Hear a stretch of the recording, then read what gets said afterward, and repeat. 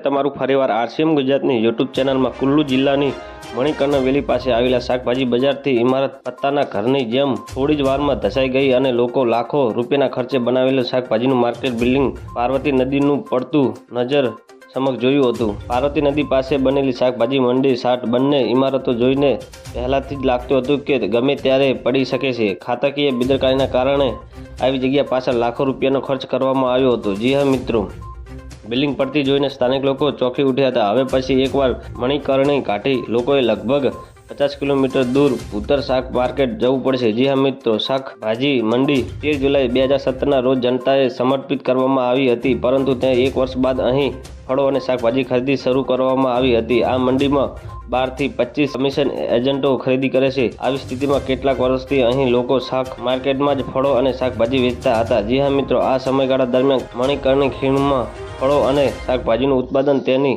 ટોચ પર છે। આજકાલ નાશપતીનો ધંધો ચાલે છે। સફરજનની સિઝનમાં ટૂંક સમયમાં શરૂ થશે। આવી સ્થિતિમાં શાક માર્કેટનું બિલ્ડિંગ ધરાશાયી થઈ જતાં શાકભાજી અને ફળ વિક્રેતાને મુશ્કેલીનો સામનો કરવો પડી શકે છે। તો મિત્રો, ન્યૂઝની સતત જાણકારી મેળવવા માટે અમારી ચેનલને લાઇક, શેર અને સબસ્ક્રાઇબ કરી લેજો। ધન્યવાદ। જય હિન્દ।